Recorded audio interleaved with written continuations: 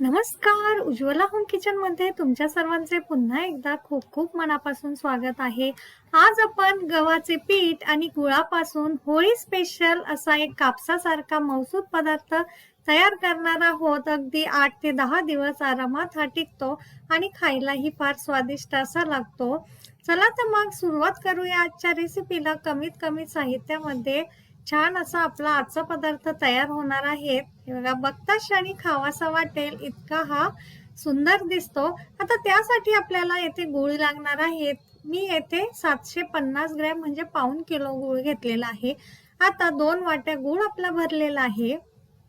हे बघा, आता यामध्ये त्याच वाटीच्या साहाय्याने आपल्याला मोजून पाणी टाकायचं आहे. आता 2 वाट्या गूळसाठी आपण येथे 3 ते 3.5 वाट्या आपल्याला पाणी टाकायचं आहे. आता सर्व गूळ आपण या पाण्यामध्ये विरघळून घेतलेला आहे. आता गाळणीच्या साहाय्याने गाळून घेऊया, म्हणजे गुळामध्ये जो कचरा वगैरे असेल तो साफ होईल. आता यामध्ये काही गुळाचे कण शिल्लक राहिलेले आहेत, ते चमच्याच्या साहाय्याने असे विरघळून घ्यायचे आहे या पाण्यामध्ये. आपण येथे नॅचरल गूळ वापरलेला आहे, त्यामुळे पाण्याचा कलर आपल्याला थोडासा असा काळपट दिसत असेल, परंतु काहीही हरकत नाही. आता थोडंसं चिमटीभर यामध्ये मीठ टाकूया आणि थोडं थोडं करून गव्हाचं पीठ यामध्ये ऍड करायचं आहे. आता पीठ आपल्याला एकदमही टाकायचं नाहीये आणि विस्करच्या साहाय्याने अशा पद्धतीने आपल्याला हे कंटिन्यू मिक्स करत राहायचं आहे. या पद्धतीने आपण हे पीठ जेवढं व्यवस्थित असं मिक्स करू ना, तेवढा आपला हा पदार्थ छान असा मऊ लुसलुशीत होतो. आता पुन्हा थोडं थोडं करून आपण यामध्ये गव्हाचं पीठ टाकूया. यामध्ये आपल्याला जवळजवळ 1 किलो पर्यंत गव्हाचं पीठ लागणार आहे. पाऊण किलो गुळासाठी, म्हणजे आपले मालचे छान असे गोड होतात. आपण जर चॅनलवर नवीन असाल तर चॅनलला नक्की सबस्क्राईब करा, किंवा चॅनलला आपण अजून भेट दिलेली नसेल तर नक्की एकदा भेट द्या. ते भरपूर प्रकारच्या रेसिपीज अपलोड केलेल्या आहेत. हे बघा, थोडं थोडं करून आपल्याला कंटिन्यू याला पीठ असं मिक्स करत राहायचं आहे.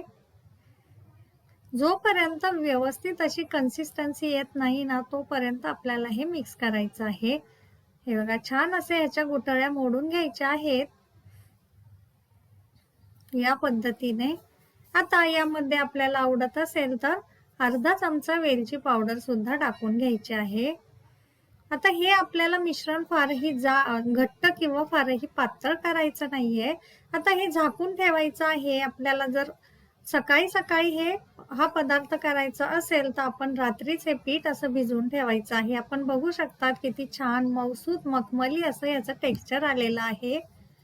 म्हणजेच आपले जे होणारे आजचे आपण आज मालची बनवणार आहोत ते छान असे जाळीदार होतील.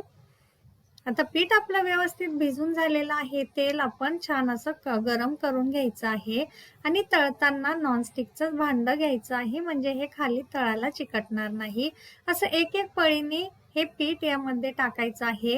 याला पसरवण्याचीही गरज पडत नाही. आपोआप हे छान असे जाळीदार मालचे आपले बनून तयार होतात.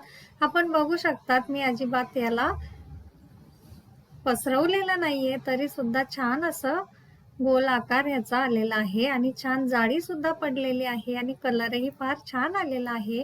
हे बघा, एक एक करून सर्व आपण पिठाचे मालचे याच पद्धतीने तळून घ्यायचे आहे, गोल्डन होईपर्यंत, खुसखुशीत छान मऊसूत होईपर्यंत. आता झाल्यावर हे थोडेसे कडक वाटले तरी सुद्धा नंतर हे सॉफ्ट होतात.